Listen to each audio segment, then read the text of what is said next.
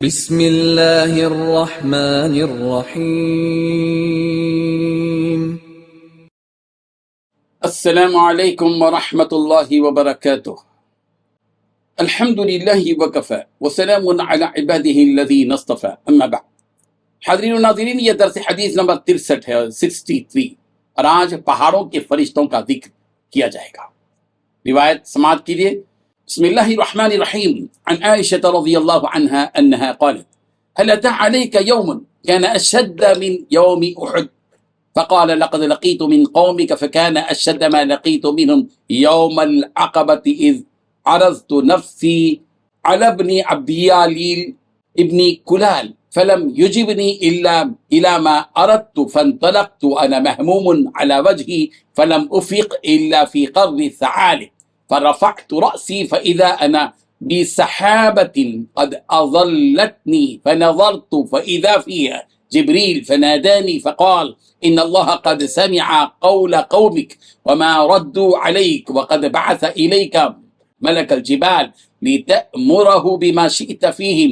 قال فناداني ملك الجبال فسلم علي ثم قال يا محمد إن الله قد سمع قول قومك وأنا ملك الجبال وقد بعثني ربك إليك لتأمرني بأمرك إن شئت أطبق عليهم الأخشبين. فقال رسول الله صلى الله عليه وسلم بل أرجو أن يخرج الله من أصلابهم من يعبد الله وحده ولا يشرك به شيئا. متفق علیہ۔ حضرت عائشہ صدیقہ رضی اللہ عنہا سے روایت ہے کہ انہوں نے عرض کیا اللہ کے رسول کہ آپ پر احد کے دن سے بھی زیادہ سخت کوئی دن گزرا ہے؟ آپ علیہ الصلوۃ والتسلیم نے فرمایا مجھے تمہاری قوم کی طرف سے بہت سے مصائب کا سامنا کرنا پڑا، لیکن عقبہ کے دن مجھے ان کی طرف سے بہت تکلیف پہنچی ہے۔ جب میں نے ابن عبد یالیل بن کلال پر دعوت پیش کی اور اس نے میری دعوت قبول نہ کی، میں حیران اور پریشان واپس چل پڑا، مجھے معلوم نہ تھا کہ میں کس سمت چل رہا ہوں۔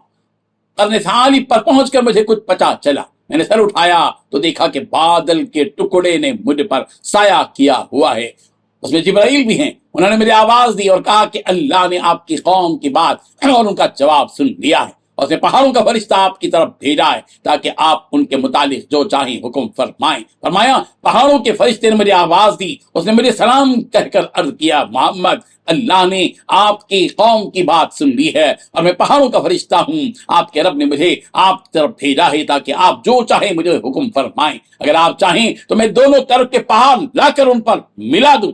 رسول رحمت صلی اللہ علیہ وسلم نے فرمایا نہیں، بلکہ مجھے امید ہے کہ اللہ ان کے سلب سے ایسے لوگ پیدا فرمائے گا جو ایک اللہ کی عبادت کریں گے اور وہ اس کے ساتھ کسی کو شریک نہیں ٹھہرائیں گے۔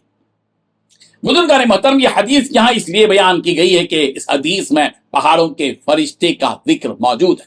ملک الجبال یعنی پہاڑوں کا فرشتہ جو اللہ تعالیٰ کے حکم سے پہاڑوں کی نگرانی اور پہاڑوں سے متعلقہ معاملات کی تدبیر میں مصروف و معمور ہے۔ ملک الجبال کا ذکر طائف کے اس واقعے میں ملتا ہے جو ہم نے اس میں بیان کیا ہے۔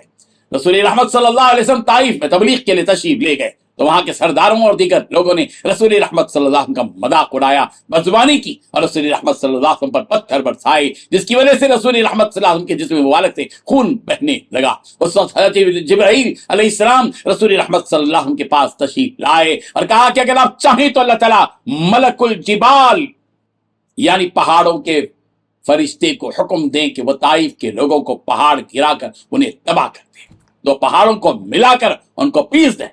رسول رحمت صلی اللہ علیہ وسلم کا جواب رحمت یہ تھا کہ آپ علیہ الصلوۃ والتسلیم نے فرمایا نہیں، انہیں دو پہاڑوں کے ذریعے ہلاک نہیں کرنا ہے، بلکہ مجھے امید ہے کہ اللہ تعالیٰ ان کی نسلوں سے ایسے لوگ پیدا فرمائے گا جو ایک اللہ کی عبادت کریں گے اور وہ اس کے ساتھ کسی کو شریک نہیں ٹھہرائیں گے۔